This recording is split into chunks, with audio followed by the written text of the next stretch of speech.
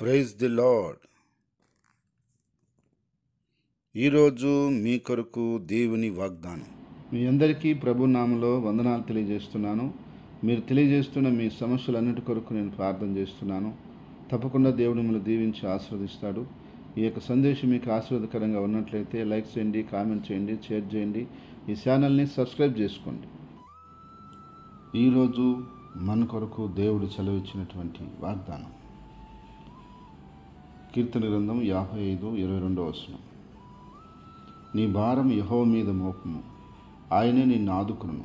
ప్రియ సహోదరి సహోదరులారా, దేవుడు ఈరోజు మన కొరకు అద్భుతమైనటువంటి వాగ్దానాన్ని ఆయనకు అనుగ్రహిస్తున్నాడు. అదేమిటంటే, నీ భారం ఏదైనా యెహోవా మీద మోపితే ఆయన నిన్ను ఆదుకుంటాడు అంటున్నాడు. అవును ప్రియ సహోదరి సహోదరులారా, ఈరోజు మానవులు ఎంతోమంది భారం మోసి అలసిపోతున్నారు.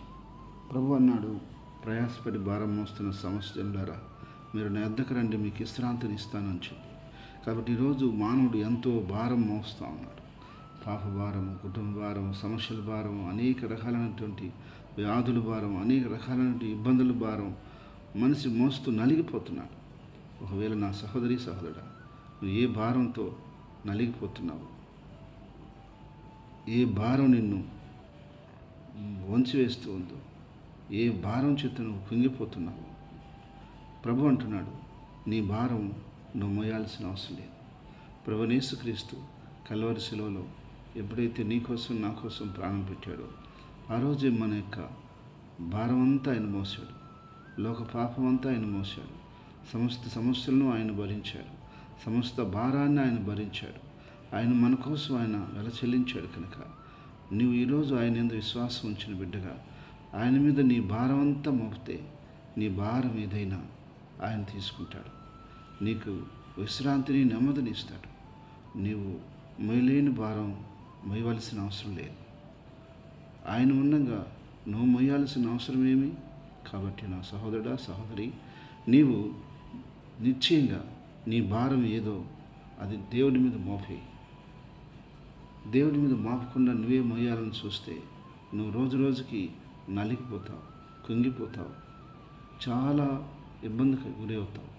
అది లేకుండా ప్రభువే నీకు చెప్తున్నాడు, ఇంతవరకు మోసింది చాలు, ఇక మీదట నీ భారం ఏదైతే ఉందో నా మీద మోపు, నన్ను ఆనుకో, నా మీద ఆధారపడు, నేను సహాయం చేస్తానని ప్రభు ఈ సమయంలో నీతో మాట్లాడుతున్నాడు.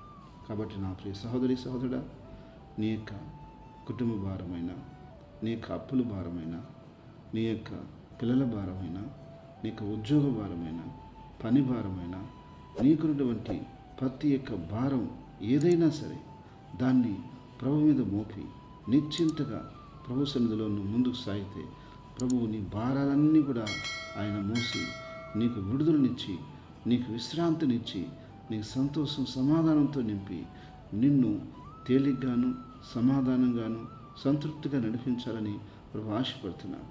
కాబట్టి ఆయన నీ భారం తీసుకుంటున్నాడు. నిన్ను పరిపూర్ణంగా ఆదుకొని ఆదరించి వర్ధలు చేయనుగాక. ఆమేన్. ప్రార్థన. ప్రేంగల తండ్రి, పరిశుద్ధమైన దేవానికి స్తోత్రాలు స్తుతులు చెల్లిస్తున్నాను. ఈరోజు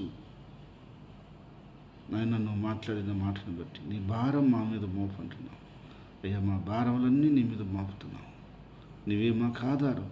నిశ్చయంగా నువ్వు సహాయం చేసి వీళ్ళందరికీ నువ్వు ఆదుకొని ప్రతి బిడ్డని మీరు జ్ఞాపకం చేసుకొని, ఏ భారంతో బిడ్డలు కుంగి ఉన్నారు, నలిగి ఉన్నారు, బాధపడుతున్నారు, ఇబ్బంది పడుతున్నారు, ఆ భారాలన్నీ తొలగించి వేసి నువ్వు సమాధానాన్ని, నెమ్మదిని కలగచేసి నువ్వు ఆశీర్వదించి దీవించి వర్ధలు చేయమని, నీ ప్రజలకు క్షేమాన్ని, సంతోషం, ఆనందం కలగచేయమని, నెమ్మదిగా నడిపించమని, వర్ధలు చేయమని, లేదా పుట్టినరోజు వాదన జరుపుకునే వ్యక్తులను, బిడ్డలని, కుటుంబాన్ని పేరున మీరు జ్ఞాపకం చేసుకుని బలపరిచి దీవించి ఆశీర్వదించమని యేసుక్రీస్తు నామములో స్తుతించి ప్రార్థించి నా ప్రభువుని యేసుక్రీస్తు నామమున ప్రార్థిస్తున్నాను తండ్రి.